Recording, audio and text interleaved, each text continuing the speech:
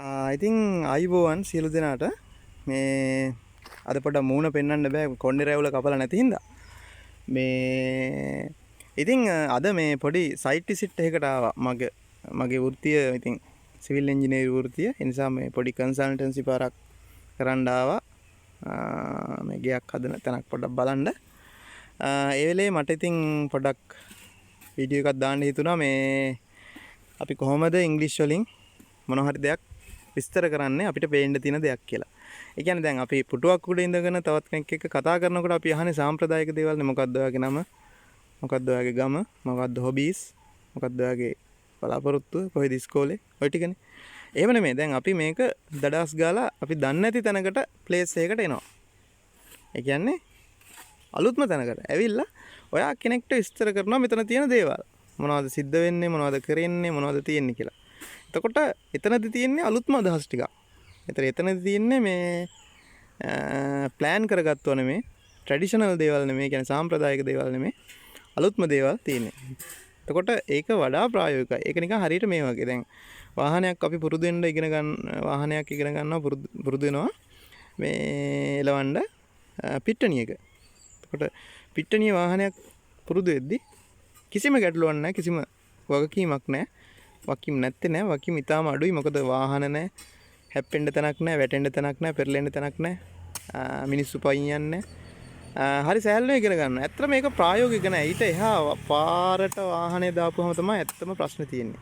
ඒ නිසා වාහනේ පුරුදු වෙන්න හොඳම තැන පාර යන එක. දන්න කෙනෙක් එක්ක. එතනදී තමයි අපි හිතන්නේ නැති විදිහට මිනිස්සු එන්නේ, මිනිස්සු පයින්නේ, බස් එන්නේ, වාහන ඕවර්ටේක් කරන්නේ, කලර් ලයිට් වල හරියට නවත්තන්නේ, වේගේ ස්ලෝ කරන්නේ, වේගේ වැඩි කරන්නේ, ඔය වගේ දේවල් තියෙනවා. ඒකට හරියට සිග්නල් දාන්නේ. ඉතින් ඒ වගේ. ඒ නිසා මේ ඉංග්‍රීසි කතා කරන එකත් ඒ වගේ ප්‍රායෝගික විදිහට අපිට අවස්ථාවක් තමයි මේ අපිට මේ සාම්ප්‍රදායික නොවන ස්පෙෂල් දෙයක් අපි විස්තර කරන එක. එතනදී අපිට අපි කතා කරන පැටර්න් අපිට පාවිච්චි කරන්න වෙනවා. ඒ වගේම අදාළ වචන සෙට් එක අපි දනන් ඉන්න ඕනේ. ඒ නිසා ඒක තමයි. දැන් ඒ නිසා මම මේ බැලුවේ මේ මෙතන සිද්ධ වෙන්නේ මොනවද කියලා කියන්න. දැන් එතකොට මට කිව්ව හැකි මෙතන දැන් තවත් දෙයක් කියන්න ඕනේ. දැන් මෙතනදී මම බොහෝ විට පාවිච්චි කරන්නේ there is there කියන්නේ අයිතියක් නැතුව යමක් තියෙනවා, යමෙක් ඉන්නවා කියලා කියන දෙයක්. බල්ලෙක් ඉන්නවා, ගහක් තියෙනවා, කාර් එකක් තියෙනවා, ඒ වගේ. ඒ අයිතියක් ගැන කියවෙන්නේ. එතකොට අපි කියන්නේ there is a car, there is a tree, there is a dog, ඒ වගේ. හරි සිම්පල්. ඒක බහුවචන නම් there are. හරි. එතකොට ඒ වගේම අයිතියක් ඇතුව කියනවා නම් අපි කියන්නේ has have පාවිච්චි කරලා. ඒ කියන්නේ මට කාර් එකක් තියෙනවා, මට ගයක් තියෙනවා, ඒතර I have a car, I have a house, ඒ වගේ. has have. ඊළඟට එතනින් එහාට tenses කියන්නේ ක්‍රියාවක් සිද්ධ වෙන විදිහ. එතකොට ක්‍රියාවක් සිද්ධ වෙන විදිහ ක්‍රම 12ක් තියෙනවා. කාල 3ට 4 කාල 3ක් තියෙනවා. 3ට ක්‍රියාව සිද්ධ වෙන විදි 4 ගානේ ඔක්කොම 12ක් තියෙනවා. 4 3 12යි. කාල 3යි. එක කාලයකට ක්‍රියාව සිද්ධ වෙන විදි 4යි. කාල 3ට 12යි. එතකොට ක්‍රියාව කරන කෙනා එතන ඉන්නවා නම් ඒකට කියනවා ඇක්ටිව් වොයිස් කියලා. ක්‍රියාව කරන කෙනෙක් නැත්තම් ඒකට කියනවා පැසිව් වොයිස් කියලා. ඉතින් ඒ පාඩම් ටිකත් මම කරලා තියෙනවා මගේ channel එකේ. එතකොට ඔයාට ඒ links ටිකත් මම දාන්න පල්ලෙහා description එකෙන්. හරි simple. ඔය ටික තමයි අපි පාවිච්චි කරන්නේ මේක විස්තර කරන්න. ආයෙත් කිව්වොත් there is there are, ඊට has have, ඊට tenses.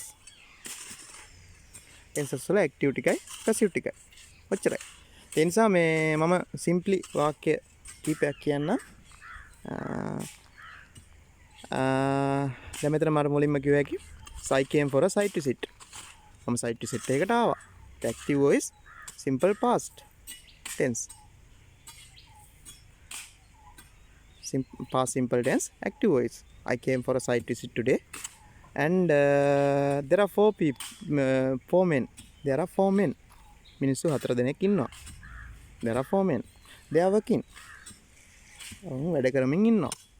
එතකොට ඔවුන් හාරමින් ඉන්නවා වලවල්. ඔවුන් හාරමින් ඉන්නවා වලවල්. කොහොමද ඒක කියන්නේ? they are හාරනවට කියනවා අපි excavate කරනවා කියලා. excavate.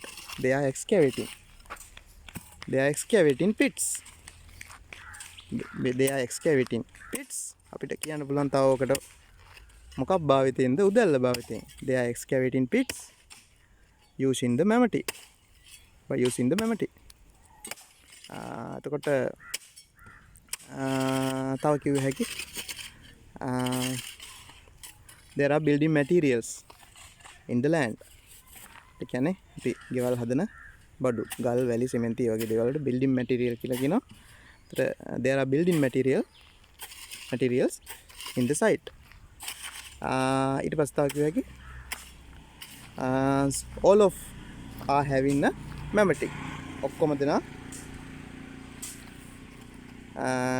තියෙනවා උදැල්ලක්. එතකොට තව කිව්ව හැකි there is a temporary hut for resting them. ඒගොල්ලන්ට රෙස්ට් කරන්න temporary hut එකක් තියෙනවා. එතකොට තව කිව්ව හැකි මට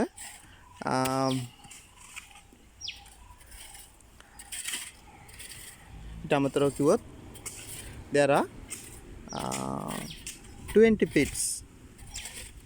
there are 20 pits to excavate. ඒ කියන්නේ වලවල් 20ක් විතර තියෙනවා. there are 20 pits. වලවල් 20ක් තියෙනවා හාරන්නට. to excavate. ඊළඟට they are excavating it manually. they are excavating them manually. ඒවා හාරන්නේ අතින්. ඒතර machinery පාවිච්චි කරලා නෙමෙයි. they are excavating them manually. ඊට පස්සේ අපිට කිව්ව හැකි මේ පැත්තට ගියොත්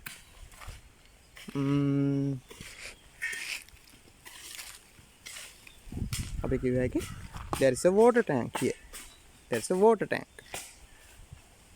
තව ටිකක් කිව්ව හැකි මේක උඩින් තියපු water tank එකක් ඉඳලා there is an elevated water tank. elevated කියන්නේ උඩකින් තියෙන elevated water tank. ඊට පස්සේ එතනින් එහාට කිව්ව හැකි this is the daytime. මේක දවල් කාලේ. because they are working by wearing their hats. තොප්පි දාගෙන තමයි වැඩ කරන්නේ අවුවේ. හරි.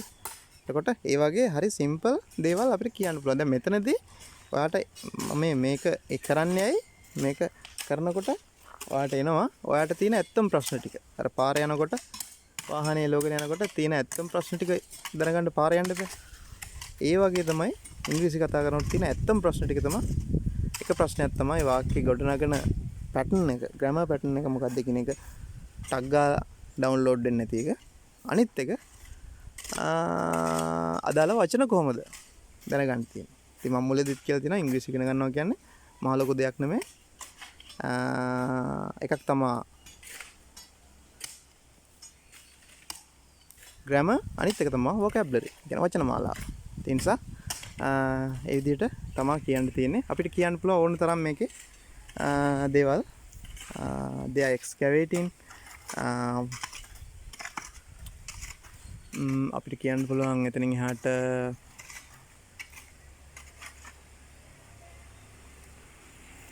the land is located near the road.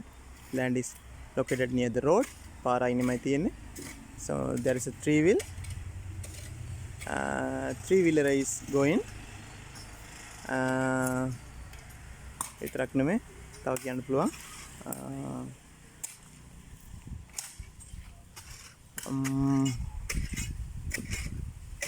so already කියන්නේ දැනටමත් already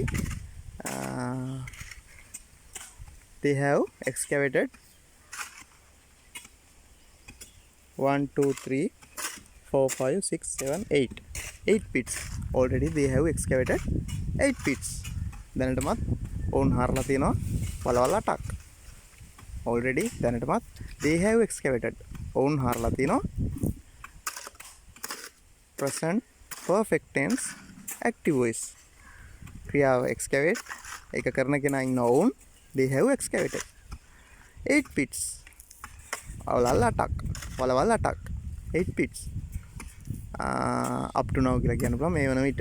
ඒ වගේ අපිට කියන්න පුළුවන් සිම්පලි. ඒ නිසා මේ අර අන්ෆෝසියබල් ඒ කියන්නේ අපි සාම්ප්‍රදායික නැතුව අපි දෙන්නෙක් එක්ක මූණින් මූණ බලාගෙන පුටුවක ඉඳගෙන කතා කරනවා වගේ නෙමෙයි. නිකන් අපි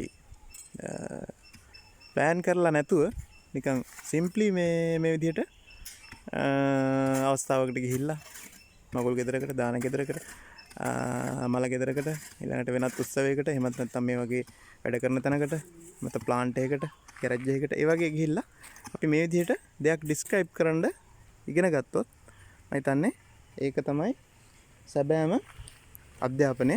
ඒතර තමයි ඔයාලට කියන්න ඕන වාක්‍ය ටික ටක් ගාලා ඔලුවට ඩවුන්ලෝඩ් වීමේ අවශ්‍යතාවය එන්නේ. ඒ විතරක් නෙමෙයි ඔයාලට කියන්න ඕන වචන ටිකේ අවශ්‍යතාවය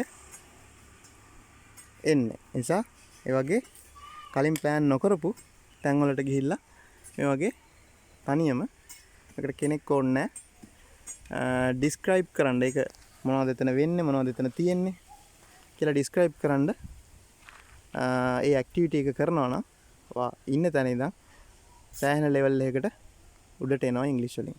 ඒ නිසා ඒක ප්‍රැක්ටිස් කරන්න මොනවා හරි ප්‍රශ්න තියෙනවා නම් දාන්න පල්ලෙහා කමෙන්ට් සෙක්ෂන් එකේ. ඒක තමයි කියන්න තියෙන්නේ. එහෙනම් බොහොම ස්තුතියි. ගිහලා යන්න. අයිබෝන්.